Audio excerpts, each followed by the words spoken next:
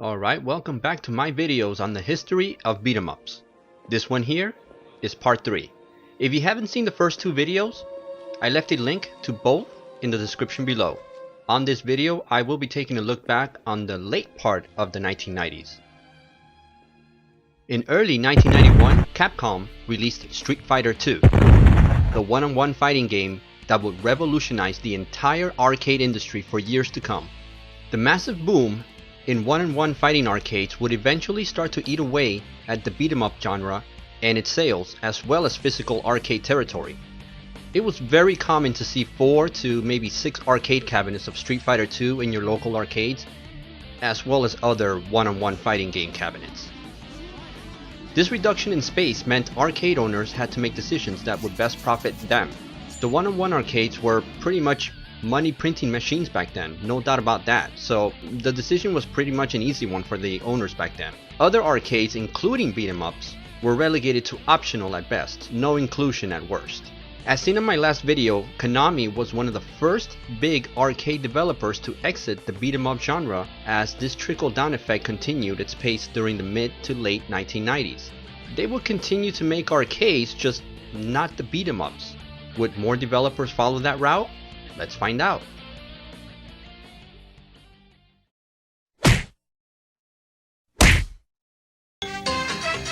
Sega's next-generation gaming platform, revolutionary sports and arcade gameplay, all with amazing new 3D experiences never before possible on home game systems.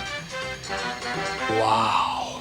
Now, the Sega Genesis was on the final days of its life in 1995, but that was no reason to let it go without another great hit for the console.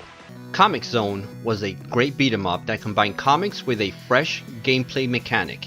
You weren't just fighting as a superhero or a comic book character, but you were now doing so inside the comic book pages. You progressed in the game by traveling from one comic book panel to another.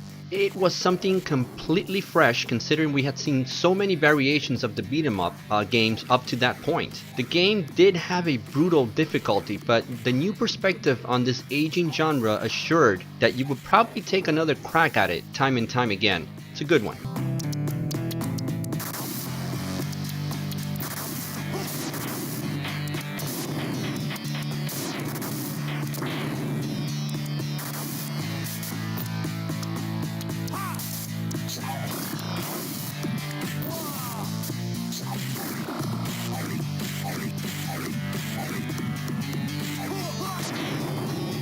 Now, in my previous video, I covered Guardians of the Hood, an arcade by Atari that tried to combine digitized graphics onto a beat 'em up game. The result was not entirely the best, but the effort was there.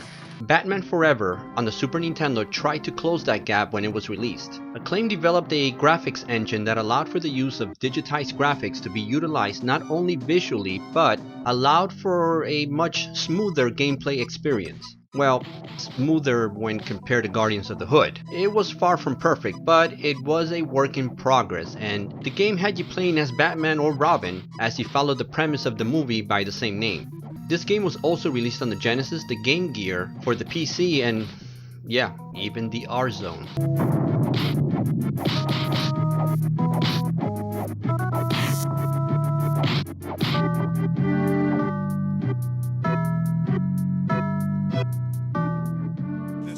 Now, if you were a kid between the ages of 6 to 14 in the mid-1990s, then you were most likely watching the Power Rangers TV show.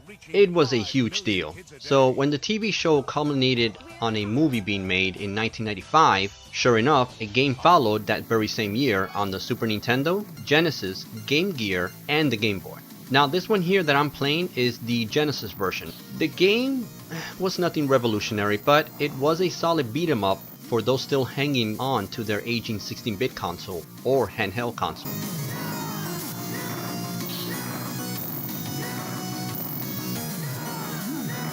Now, before we leave the very lightly populated year of 1995, here are a few other beat 'em ups from that year.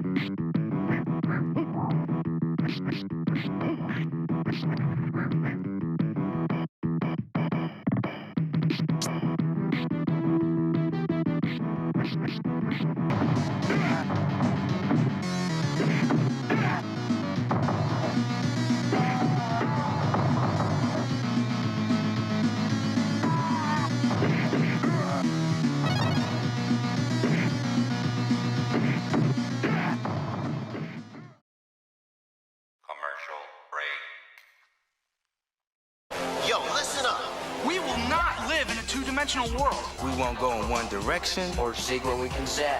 We will walk through walls. We will take a look around us. We will not be confined. We believe in the path of least limits. We won't be told how to view the world. We will experience true freedom. We will not compromise. We will live the game through our hands. We will be in control of something. We will change the system. 1995 was not a busy year for the genre. The pinch was being felt for the past 2 years now, and the titles of beat-em-ups was slowly dwindling. With the release of the next generation platforms, PlayStation and the Saturn, 3D was now in the minds of gamers everywhere. So it's no surprise when Die Hard the Arcade was released on this very same year. The next revolutionary step was now taking place. Die Hard was the first beat-em-up game to use 3D graphics and textured map 3D polygons. It was developed by AM1 in conjunction with STI. Sega had acquired the rights to the Die Hard franchise but had no games developed at the time of the acquisition to take advantage of that. The game actually was going to be originally set on a 2D plane before Sega utilized their excess inventory of STB boards to create a 3D style beat 'em up. Now, for those of you out there not familiar with STB, it stands for the Sega Titan Video System, and it is basically an arcade board that was modeled after the Sega Saturn motherboard architecture. In Japan, the game was titled Dynamite Deca and would see a sequel produced in the near future. In the meantime, let's just sit back and enjoy this fun arcade-paced beat 'em up.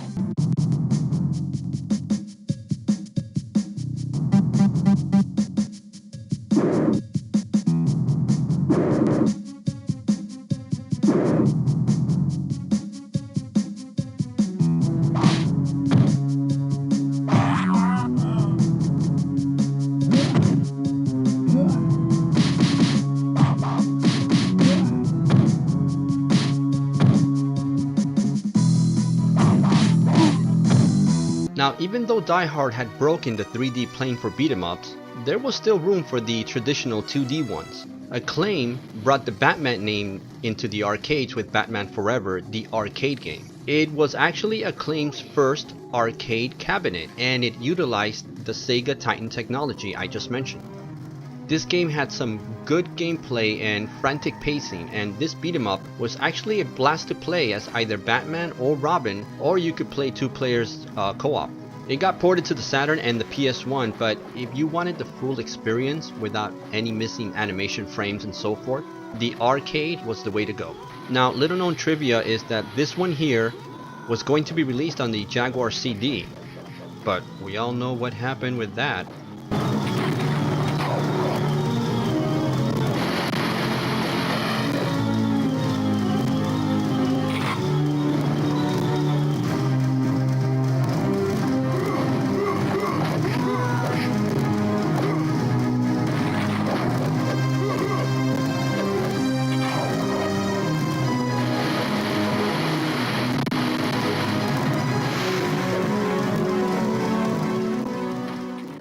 Treasure had developed some great games up until 1995, and they did so again on the Sega Saturn when they released Guardian Heroes. Now, this traditional 2D belt scrolling beat 'em up combined RPG elements along with branching paths to give players lots of replay value. You could go at it alone or with friends. The RPG aspect allowed you to pick up and choose how you would use the experience points gained from your battles to upgrade your stats. The game also had a one-on-one battle mode to kind of spruce things up a bit, and it had 3 different planes to battle on. The graphics were colorful, and Treasure took their expertise with 2D sprites to deliver a graphical gem when most developers back then were committed to making 3D games, which were all the rage. But by doing so, they cemented this game as one of the all-time great beat-em-ups / hack-and-slash games.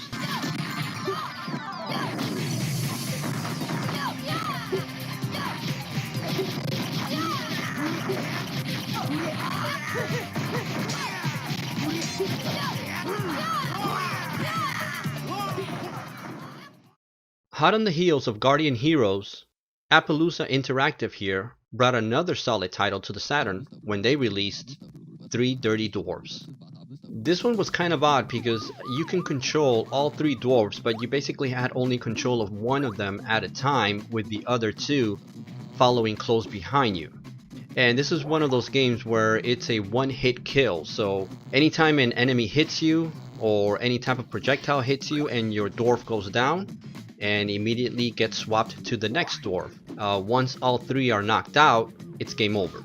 But as long as you had one dwarf standing, you can also use him to wake up the other two dwarves. You could collect skulls from fallen enemies or boxes to use as currency to purchase special moves. This unique take on the art style and humor of the game gave this one another unique take on the genre. It was not revolutionary, but the gameplay mechanic was very unique. And to this day, there are only two ways to play this game: on a Sega Saturn or on a computer. Now, whichever of the two you choose, you get a great title and a nice addition to the beat-em up library.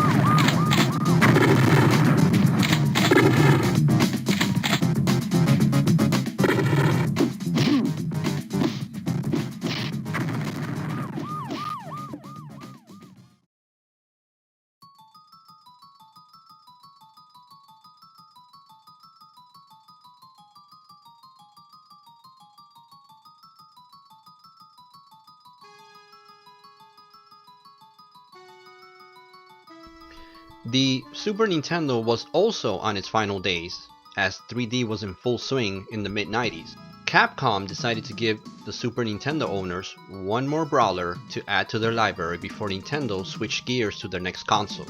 War of the Gems was a brawler set in the Marvel Universe and closely tied to the Infinity Gauntlet and Infinity War comic storylines. You got to choose from 5 different superheroes as you battled your way through each stage in search of the Infinity Gems. As you collected the gems, they unlocked special abilities, with the last one being the Mind Gem, which was held by the Mad Titan THEINNOCENTSINFUL himself. The graphical artwork was similar to the Marvel Superheroes arcade cabinet game, and if you were a fan of the Infinity Gauntlet storyline, or just comic books in general, this game here hit that sweet spot.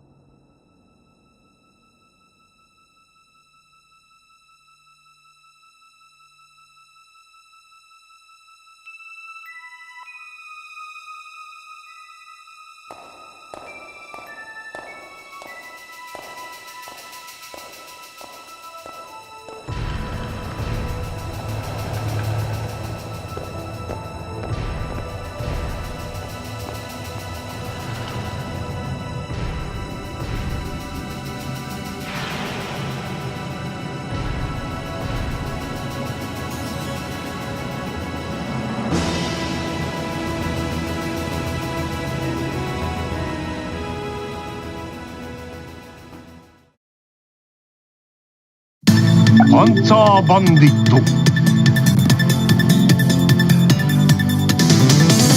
Story mode. Panzer Bandit here was another example of a 2D type brawler. Released only in Japan, this little known beat 'em up from Fill-In Cafe played a bit similar to Guardian Heroes over on the Sega Saturn. You had 4 characters you could choose from, but you could unlock up to 8 more characters. Now, like Guardian Heroes, you could also switch between the back and front planes with a touch of a button. The game had some nice anime style cutscenes to tell the story of humanity living on an Earth with limited sources of energy. The game took advantage of that 32-bit power with extremely colorful and cartoon-like graphics and plenty of scaling effects to make it feel like a Neo Geo game, but it wasn't. It was only on the PlayStation in Japan.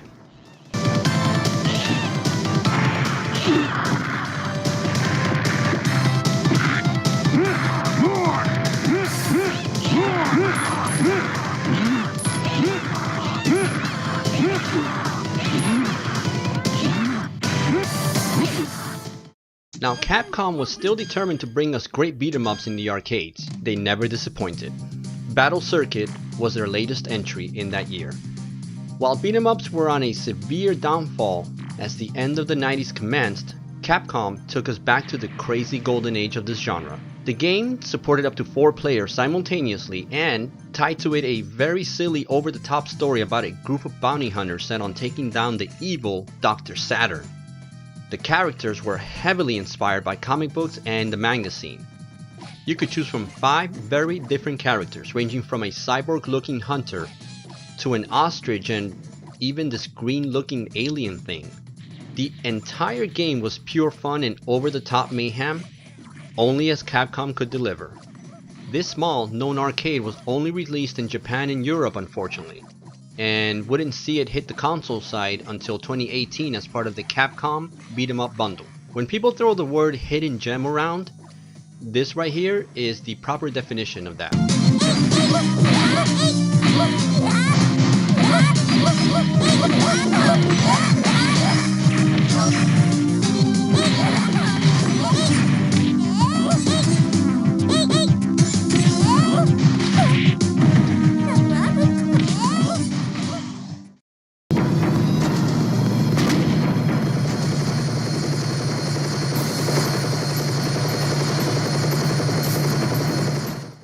So Panzer Bandit showed us what the PlayStation could do with 2D games, but this next one here reminded us why the 32-bit systems existed.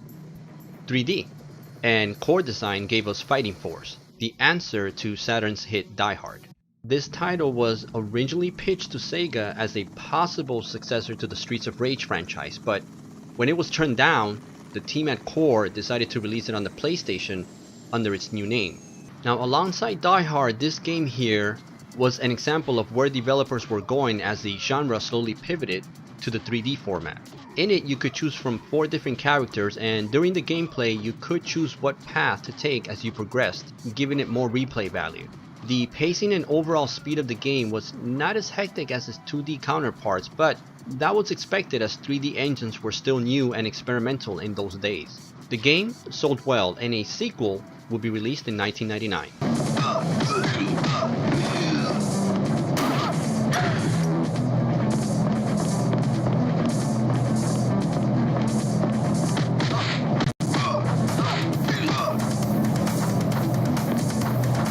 So there wasn't much of a selection if you were a beat 'em up fan in 1997, but here are a few more.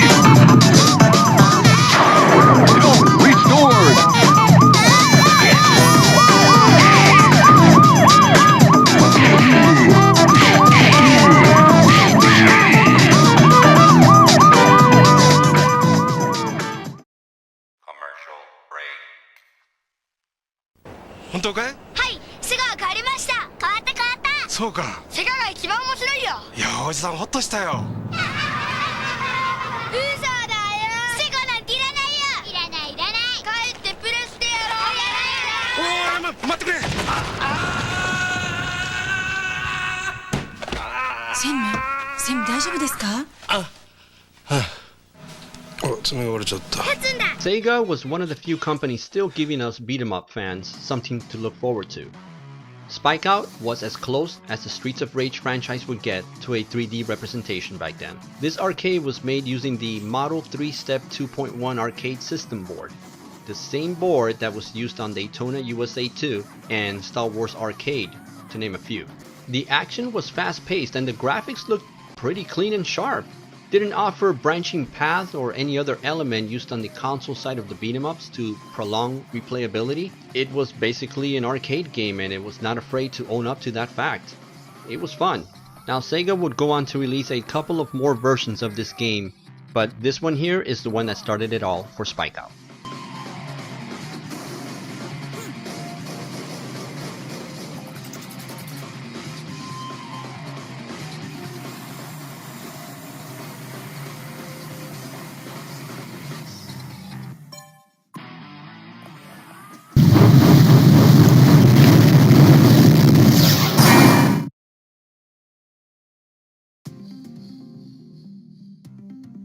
Crisis Beat by Soft Media here was released on the PlayStation over in Japan and in Europe. The game allowed you to choose from 4 different characters. Now the story revolves around some terrorist boarding some kind of a cruise ship or something, and next thing you know, they start to kill passengers. Naturally, as a passenger with no guns or any sort of tactical gear, what do? You decide to engage the fully armed terrorists. Now luckily, they decide to fight you hand to hand, so the odds are even at that point. Lucky you. The PS1 didn't have many options on the beat-em-ups, but if you managed to get your hands on this one, it offered an average brawler experience, nothing big. But with so little selection available at that time, this was better than nothing.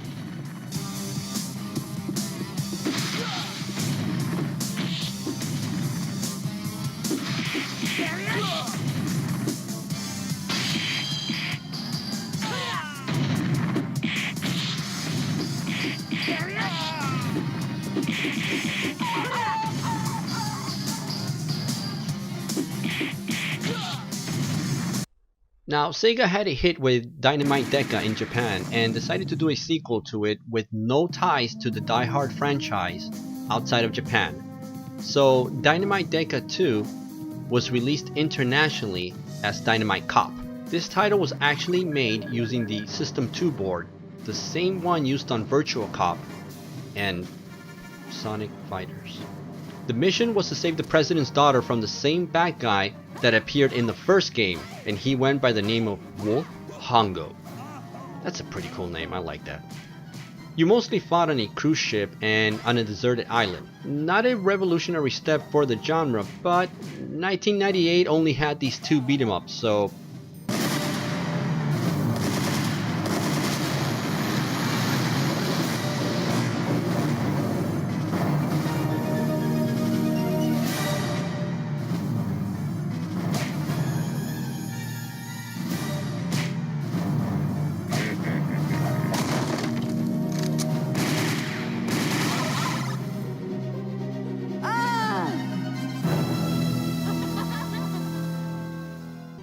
So here we are, the end of the millennium. But 2D was not dead. No, not yet. Gaia Crusaders proved just that. Developed by Noise Factory, the same folks who will go on to make other great titles like Metal Slug 4 and King of Fighters Maximum Impact.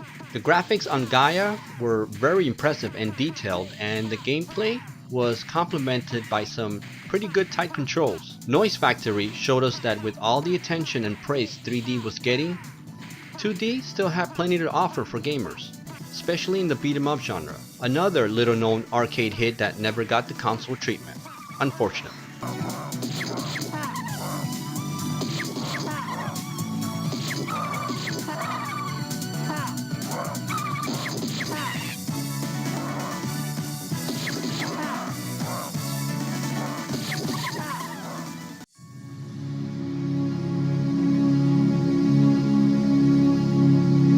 Now, Fighting Force 2 here took everything from part 1 and magnified it tenfold, just like a sequel should. Better graphics, better gameplay, better controls, I can't go on. No, I'm just kidding. It didn't do any of that. In fact, it got rid of all but one of the characters from the first game, Honk Manson. What if you liked one of the other 3 characters? Tough. They're not here. Get used to it. The gameplay focuses more on stealth now and plenty of gun action instead of fighting. Although you still have fighting moves, otherwise it wouldn't be on this list, but the graphics are about the same as the first one, but since stealth is integrated more into the gameplay now, many of the levels are darker all around too. This game underperformed in gameplay and sales, and because of this, a third part that was in development when this one was released got cancelled. And so the Fighting Force franchise ended with this title.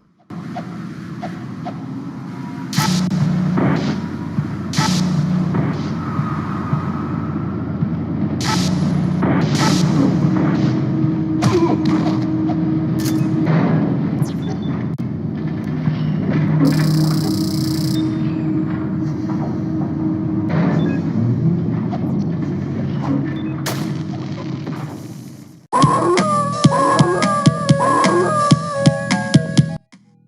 am I supposed to pronounce this name? I don't even know.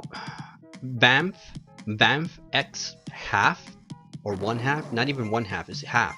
Whatever. It's an odd looking title from Danby.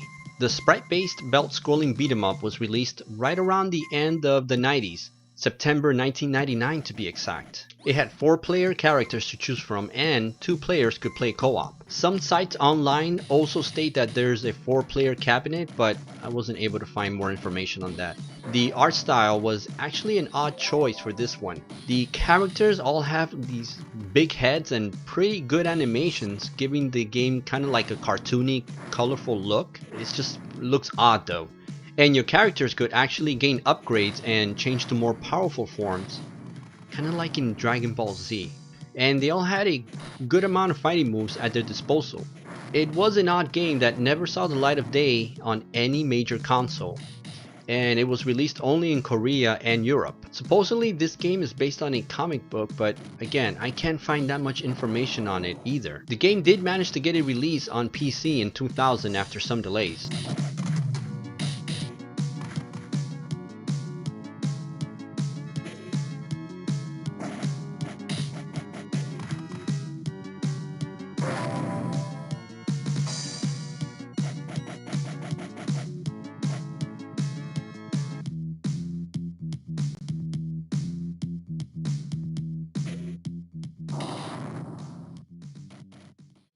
And this pretty much ends the 1990s and the millennium.